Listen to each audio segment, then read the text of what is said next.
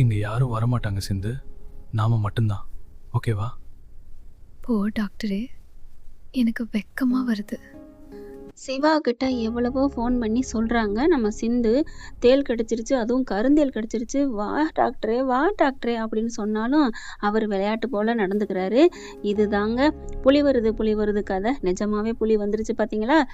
சும்மா வம்பளு கதை.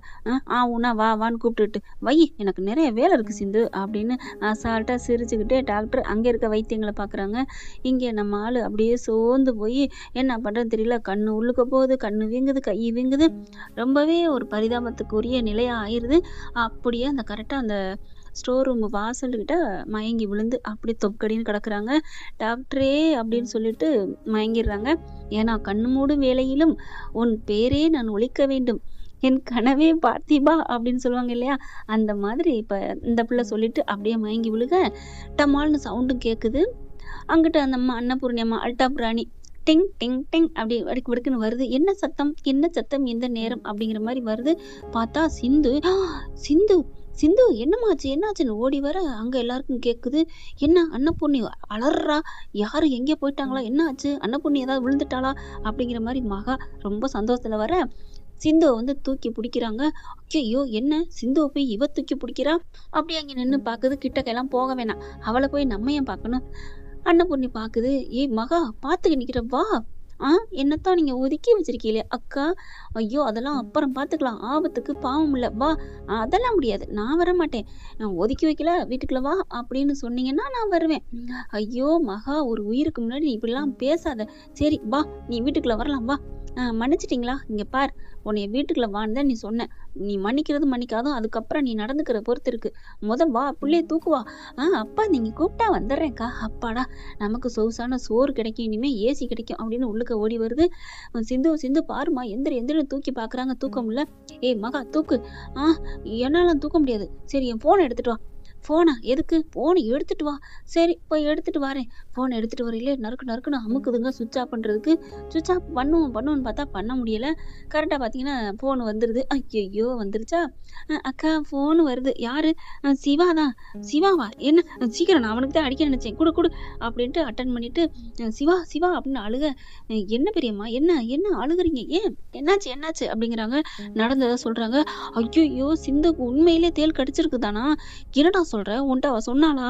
ஐயோ பெரியம்மா சிந்து சொன்னா, நான் நம்பலையே, அவ விளையாடுறான்னு நினைச்சிட்டு அவளுக்கு போய் நம்ம விளையாட்டுக்கெல்லாம் முக்கியத்துவம் கொடுக்க கூடாது, நமக்கு பொழப்புதான் முக்கியம், நான் இருந்துட்டேனே, ஐயோ இருங்க பெரியம்மா நான் உடனே வர்றேன் அப்படின்னு சொல்லிட்டு கருந்தேலுக்கு கடிச்சதுக்கான மருந்து எல்லாம் நிறைய எடுத்துக்கிட்டு பாக்ஸ்குள்ள ரொப்பிக்கிட்டு வேகமா ஓடி வர, அக்கா என்னக்கா இப்பெல்லாம் பண்றீங்க, ஏன் என்ன, அவன் அங்க வேலையா இருப்பான், அங்க எத்தனை பேர் உயிரை காக்கணும், ஏன் அப்ப வெளி உயிரை மட்டும்தான் காக்கணுமா, நம்ம வீட்டோட உயிர் முக்கியம் இல்லையா, என்ன மகா நீ பேசுற.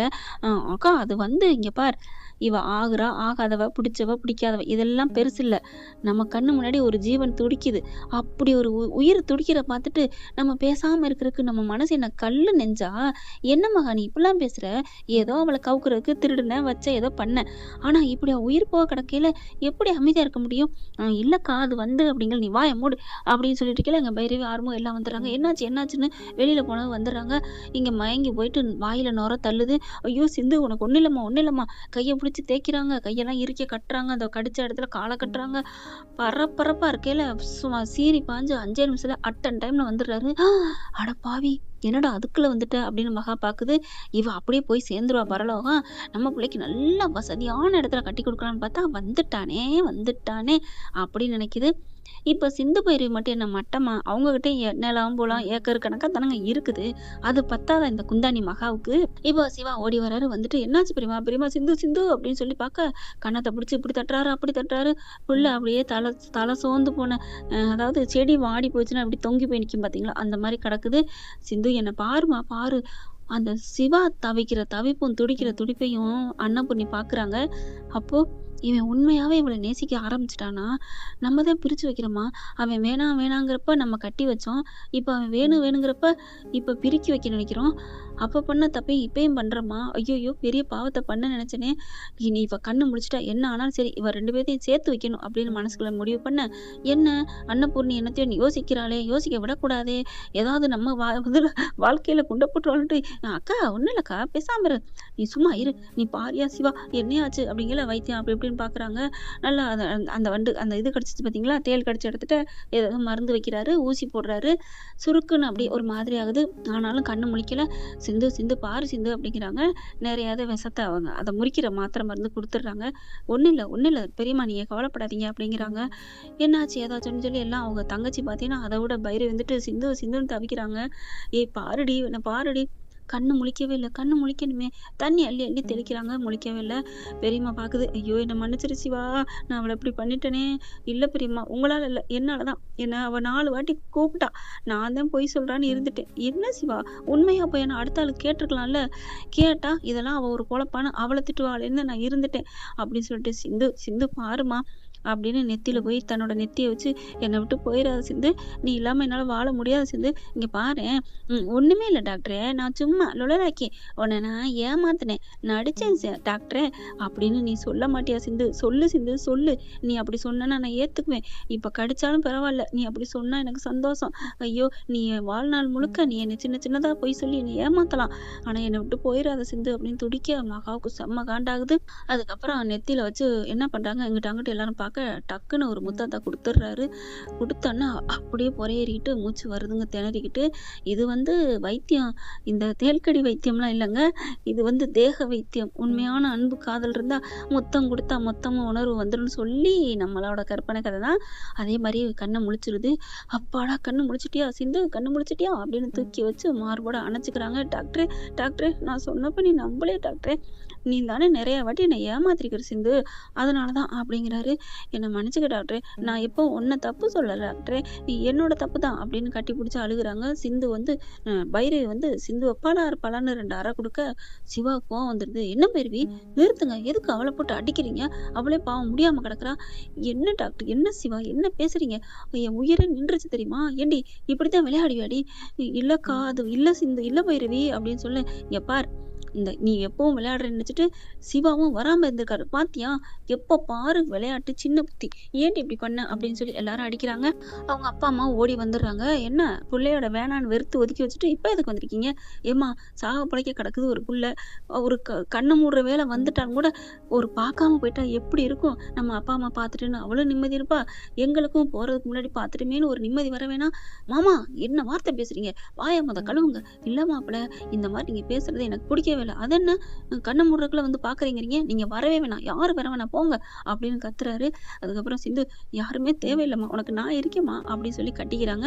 அவங்க அப்பா அம்மாவும் பாக்குறாங்க. அப்பா வந்துட்டீங்களாப்பா, அம்மா வந்துட்டீங்களான்னு காலில் விழுந்து மன்னிப்பு கேட்க, நான் என்னம்மா மன்னிக்கிறது, ஒரு உசுறு துடிக்குதுன்னு வந்தேன், அவ்வளவுதான். உங்க பெரியத்தை மன்னிக்காம நாங்க மன்னிக்க மாட்டோம். உன்னைய பார்த்துட்டோம், பொழைச்சிட்ட, மாப்பிள்ளை உன்னைய பொழைக்க வச்சுட்டாரு, நாங்க கிளம்புறோம் அப்படின்னு கிளம்ப, அப்பா அம்மா அப்படிங்கிறாங்க. விடு சிந்து, உனக்கு நான் இருக்கேன்ல, யார் இருந்தாலும் சரி இல்லாட்டினாலும் சரி, இந்த டாக்டர் உனக்காக இருப்பேன், என்னானாலும் சரி, நீ கவலையப்படாத அப்படின்னு இந்த கை பிடிச்ச கையை விட மாட்டேன் அப்படி இருக்க கட்டிக்கிறாங்க. அப்படியே தூக்குறாரு. எங்கடா தூக்குற அப்படின்னு மகா கேட்க, எங்க தூக்க போறாங்க, இனிமேலும் அங்க இருக்க முடியாது, அவ இன்னும் 5 மணி நேரம் கண்ணு முழிச்சிருக்கணும், இங்கெல்லாம் இருந்தா தூங்கிடுவா. அதுவும் இல்லாம அவ குடோன்ல அவ ரூம்ல கொண்டு போய் போட்டா நல்லா தூங்கிடுவா. தூங்கட்டும், போய் போடுறா, கிடக்கட்டும். அம்மா நான் அம்மான்னு பாக்குறேன், அப்புறம் என்னை பேச வச்சிடாதீங்க அப்படின்னு சொல்லிட்டு தூக்கிக்கிட்டு போயிடாருங்க தன்னோட ரூமுக்கு. தூக்கிட்டு போய் கதவை டமால்னு சாத்த கன்னத்துல எல்லாருக்கும் படுற மாதிரி இருக்கு.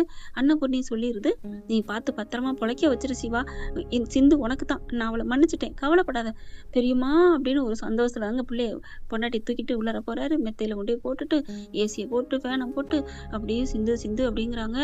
கண்ணு முழிக்காமே, டாக்டரே எனக்கா நீ இவ்வளவு பேசிட்டு வருவியா டாக்டர், என்ன சிந்து இப்பெல்லாம் பேசுற, ஏய் கிறுக்கி சொல்ல மாட்டியா பொய்ன்னு எவ்வளவு ஆசையா இருக்கு தெரியுமா அப்படின்னு சொல்லிட்டு இங்கிட்டு திரும்பி மருந்து மாத்திரை எடுக்க பே அப்படின்னு சொல்றாங்க. சிந்து, சே என்னடா அப்படிங்கல.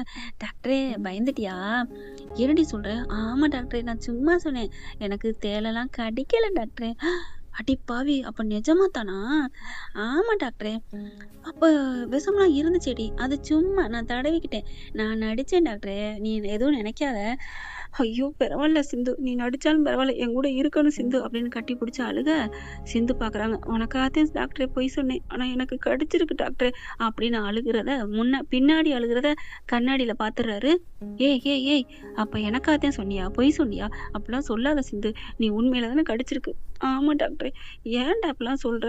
இல்ல டாக்டரே நீ நொந்துக்கிறியா? அதனால தான் உனக்காக இந்த பொய் சொன்னேன். நீ அப்படிலாம் பொய் சொல்ல வேணாம். உண்மை சொல்லு. எனக்காகலாம் சொல்ல வேணாம் சிந்து அப்படின்னு கட்டி பிடிச்சிக்கிறாங்க. அப்படியே கட்டி பிடிச்சிட்டு இருக்கையில டக்குன்னு இடுப்பை பிடிச்சி கிள்றாங்க நம்ம சிந்து சிவா இடுப்பை. ஏய் எதுக்கு கிள்ற? அப்புறம் அழுகாட்சியா இருக்கிறது நல்லாவே இல்லை தெரியுமா? என் டாக்டர் எப்பவும் சிரிச்சுக்கிட்டே இருக்கணும் டாக்டரே. அப்பதான் இந்த சிந்துவுக்கு பிடிக்கும் அப்படின்னு கட்டி பிடிச்சிக்கிறாங்க. உன்னையே அப்படின்னு மூக்க பிடிச்சி கிள்றாங்க.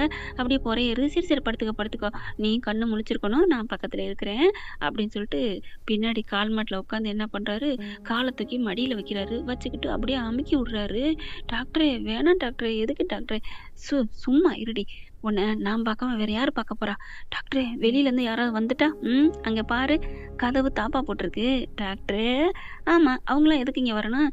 நம்ம 2 பேரும் நல்லா ஜாலியா இருக்க போறோம். அப்புறம் எதுக்கு அவங்க?